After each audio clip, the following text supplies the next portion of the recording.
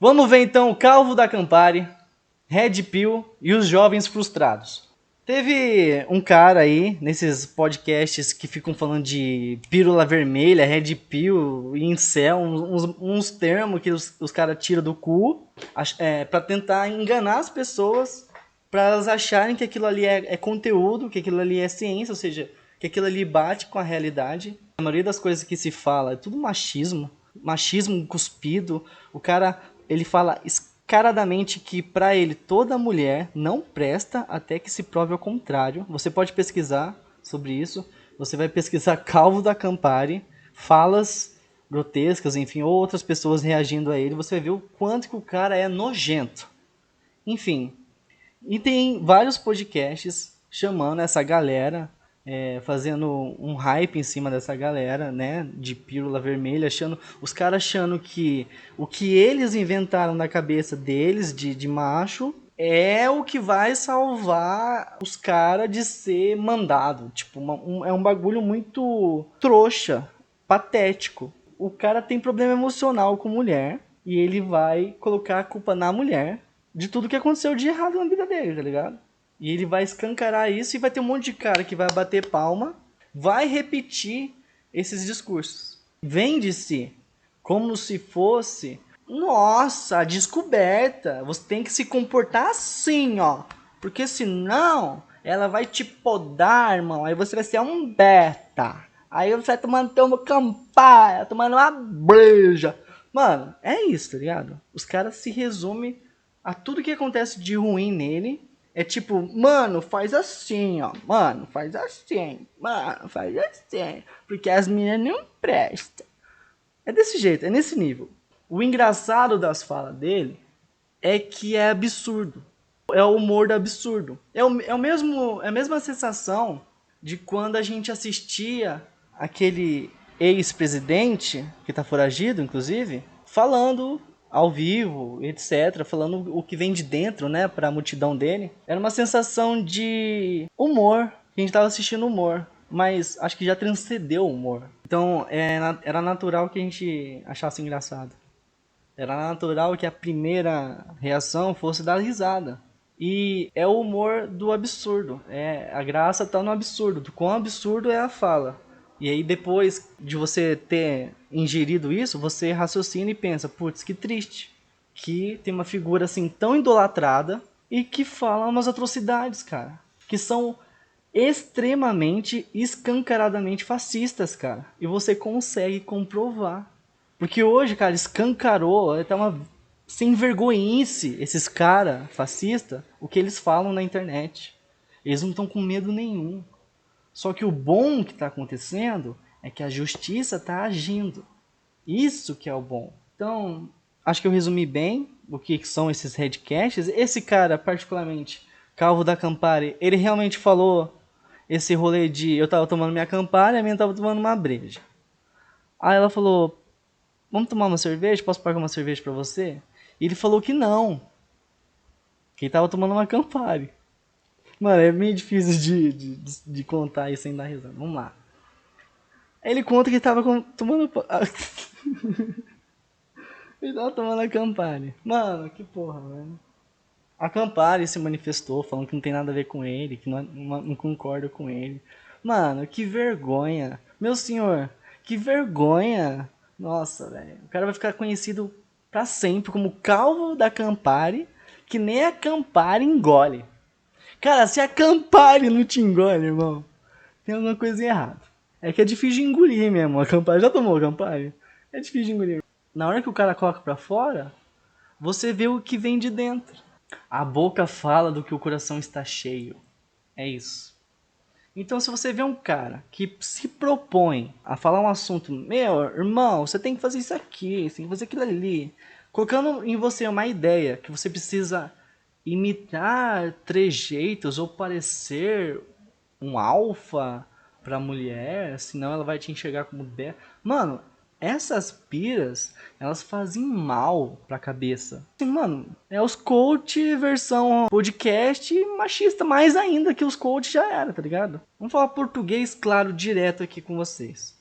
O que tá acontecendo no nosso país hoje é que se desvaloriza o que acontece dentro das universidades. O que os nossos pesquisadores fizeram aqui em tempo de pandemia com desgoverno é algo para entrar para a história, é algo para a gente se lembrar para sempre.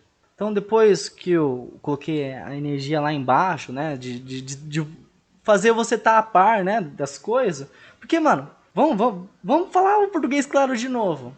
À medida que a gente vai entendendo, se emancipando, entendendo como é que as coisas funcionam, a gente fica puto conforme vai entendendo as coisas. Porque a gente vai entendendo que nosso país tem um monte de problema.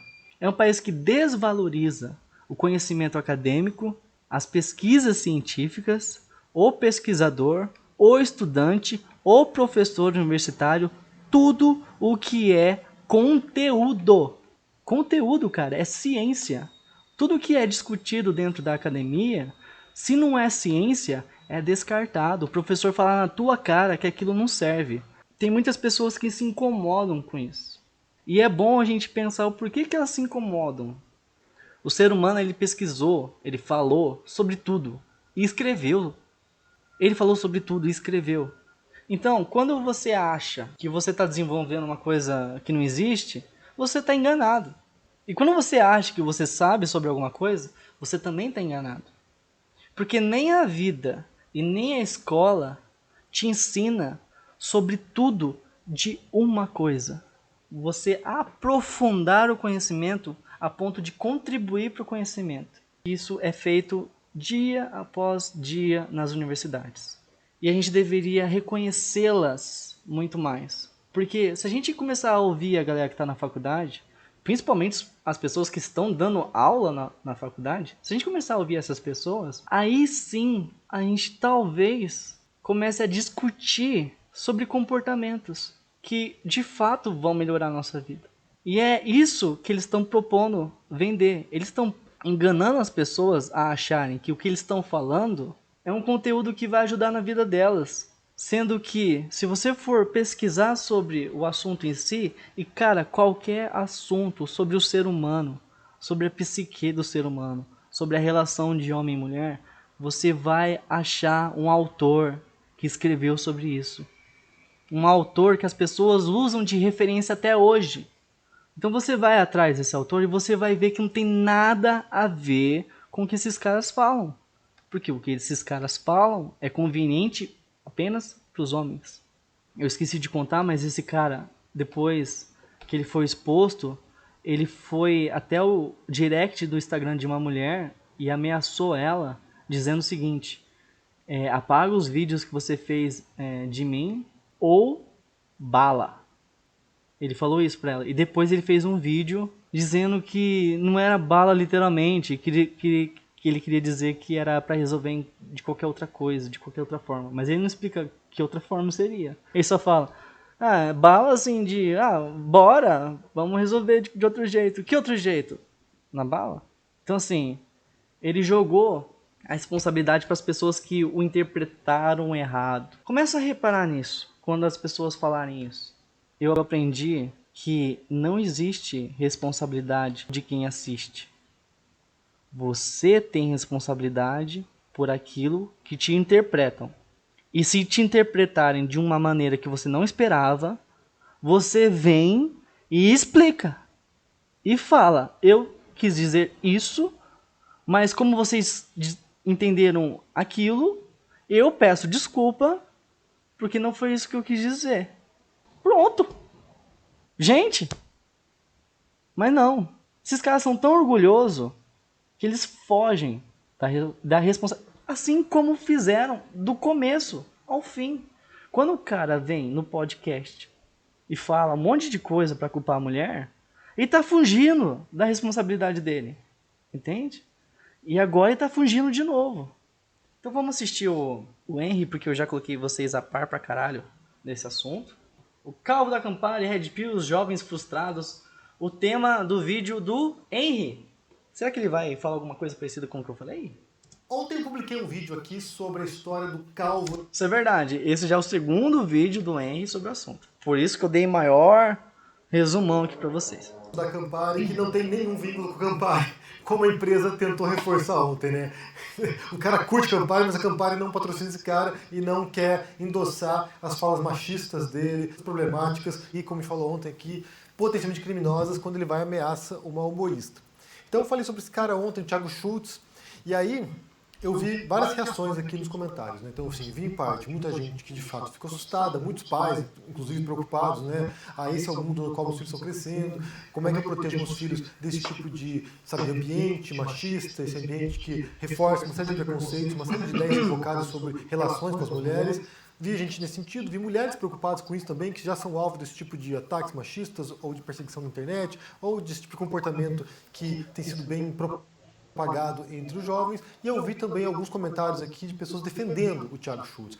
Pessoas vindo dizer aqui o seguinte, ele tem razão, na verdade, embora ele tenha errado na questão da ameaça, mas o que ele disse faz sentido e a pessoa ali, red pilada, ela supostamente, né, teria acessado um conhecimento da realidade que o permite ver como realmente são as mulheres e como buscar, entre aspas, aqui, uma mulher de valor.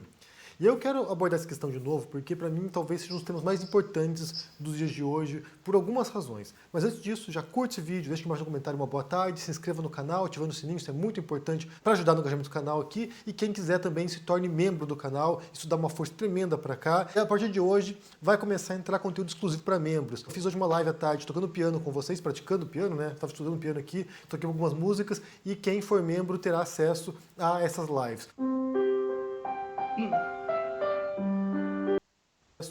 Essas lives. Wherever you go, whatever you do, I will be right here waiting for you. No matter how it takes. Então, eu sei essa, hein? participem e se inscrevam e compartilhem esse vídeo. Então, vamos lá falar sobre esse tópico de novo, né? Sobre o calvo da Campari. E o foco nem será mais o Thiago Schultz, mas como ele é a ponta do iceberg de um movimento muito maior e que de fato é assustador, porque isso está impactando, isso está chegando a milhões de jovens, milhões de adolescentes, de jovens adultos que estão reproduzindo vários preconceitos, alguns deles históricos e alguns deles mais recentes, sobre o comportamento dos homens, das mulheres e da relação entre os dois. Para começar aqui, eu preciso ser bem sincero com vocês, né? Eu ontem mencionei que, bem, quando jovem eu era, sabe, alguém tímido, introspectivo, que tinha dificuldade de chegar nas meninas, de conversar com elas, e quando eu vejo, né, o que esses incels, né, esses celibatários voluntários, ou quando eu vejo esses MGTOWs, que são, sabe, rapazes que desistiram de ficar com garotas porque acham que elas são interesseiras, ou quando eu vejo esses caras buscando, entre aspas, como eu falei, mulheres de valor, que basicamente são mulheres para casar e não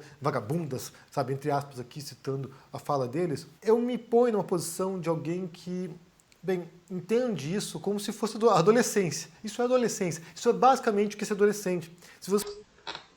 ele tá chamando os caras de pirralho, é isso mesmo, uns pirralho mimado. Ah, tô tomando minha Campari, eu tô tomando uma breja, me ofereceu uma breja, eu falei, eu quero uma breja, eu tô tomando Campari. Você olha, né, na minha época pelo menos, né, mas também em outros tempos passados, né, se você vê relatos, vê cartas de jovens ou diários de jovens, ou vê livros escritos, sabe, em décadas dos séculos passados, você percebe que havia esse momento na juventude, quando havia esse desejo do homem, né, do homem jovem, do adolescente, de estar com uma menina, ele não conseguia ficar com essa menina por uma série de razões. Seja porque a cultura não permitia esse tipo de relação entre os jovens, seja porque ele não tinha atrativos para jovem, seja porque, bem, épocas diferentes. Mas, quando jovem, você, adolescente, né, basicamente é isso. Você é uma pessoa que não é tão interessante assim, embora você ache que seja interessante, você não é tão interessante assim, você não tem um conhecimento muito grande do mundo, você não tem um papo muito interessante. Pegue lá um jovem, vamos supor, um jovem nerd, por exemplo, alguém que joga computador, que joga videogame, que, sabe, assiste anime, que gosta de um tipo específico de música. Essa pessoa, ela tem um universo muito restrito de interesses. Então, para você se relacionar com alguém, com outra pessoa, tanto amorosamente, né, tanto uma relação romântica quanto uma relação de amizade, você precisa encontrar, antes de tudo, né, o primeiro ponto de acesso a essa pessoa é encontrar interesses comuns com essa pessoa. Então você vai buscar alguém que goste de coisas bem parecidas com as suas. Então se você é um roqueiro, você vai procurar alguém que goste de rock. Se você é um metaleiro, você vai procurar alguém que goste de metal. Se você é alguém que toca piano clássico, você vai buscar pessoas que gostam de música clássica também. E assim por diante. Então, sim, literatura, cinema, ou seja, você vai procurando viajar, né, viajar, comida, gastronomia, comida italiana, sei lá. Ó, isso aí é a maior verdade, cara. Não tem nada pior do que você se incomodar pelo que a outra pessoa gosta e essa pessoa ser sua parceira de vida. Isso é muito complicado, muito complicado. Se você não gosta do que ela gosta, ou se você não gosta da maneira que ela age, ou algumas coisas assim, mano, sai, não é pra você, tá ligado? Vai encontrar a pessoa que tem a ver com você e acabou, cara. Não adianta forçar. A verdade é o seguinte, galera, a gente tem que se preocupar menos. Achar menos que quando a gente acha alguém ou não dá certo com alguém é o fim do mundo, tá ligado? Mano, só relaxa, tá ligado? Tipo, não deu certo, uma hora vai dar certo, velho, tá ligado? E tipo, muitos de vocês são cristãos, não são? Então, mano, agradece. Agradece o que Deus te guarda. E os que não são cristãos, agradeça pelo que o tempo te reserva, irmão. Agradeça que o tempo anda pra frente e os bagulho acontece pra você aprender alguma coisa com isso, cara. Eu mesmo já errei pra caralho, um monte de erro que eu não quero cometer de novo. E eu aprendi muita coisa com eles, cara. Talvez muito mais do que eu aprendi acertando, mano. Tá ligado? Porque quando você acerta, é só você continuar acertando, tá ligado? As coisas que você faz, que as pessoas gostam, você continua fazendo. As coisas que você faz, que você vê que, tipo, não tem nada a ver, você tem que, tipo, ter uma autocrítica, tá ligado? E evoluir, mano. É mudar todo dia mesmo.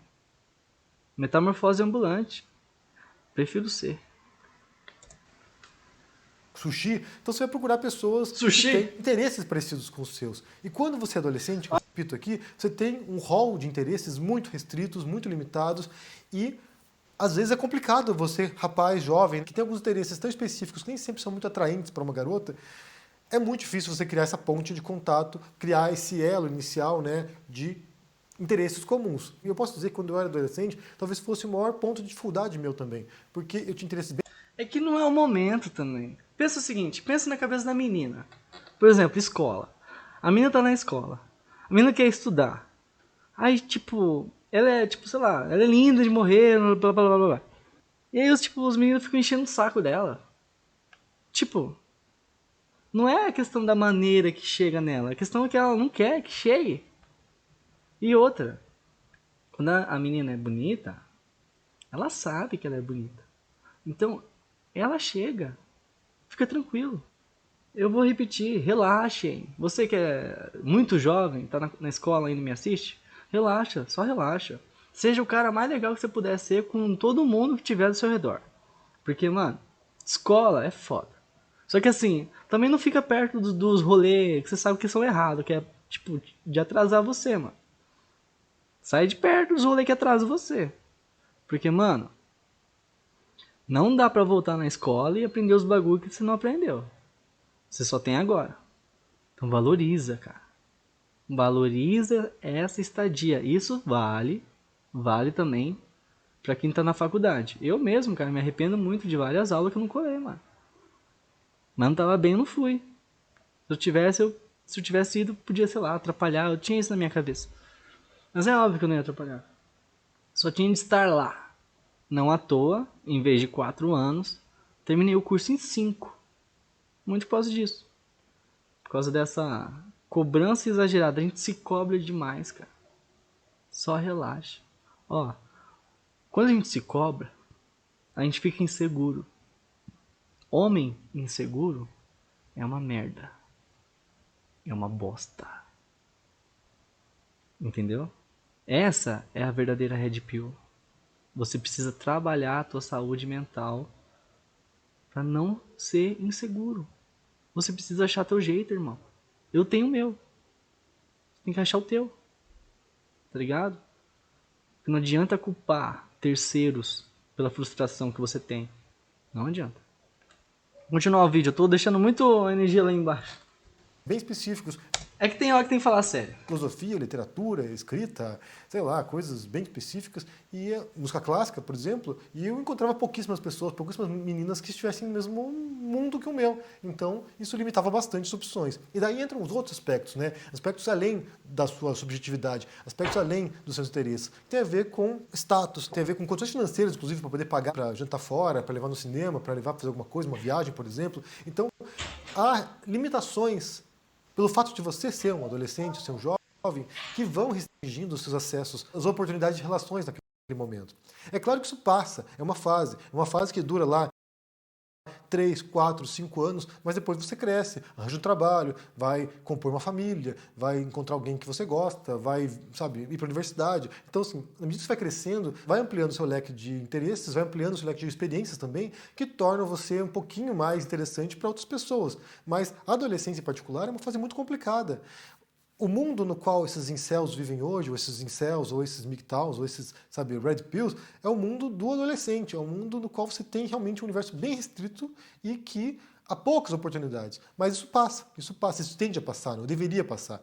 E aí o que acontece, e aí entra, sabe, para mim a grande preocupação, na verdade, é porque esse tipo de frustração de adolescentes era algo que você compartilhava com seus amigos. Você tinha lá seus 4, 5 amigos e você passava a tarde reclamando que estava afim de uma mina e ela não estava afim de você. E aí você ficava lá, eu queria estar com ela, e não consigo, não sei o que lá. Então você ficava resmungando com um grupo bem pequeno de pessoas, que eram os seus círculos de relações.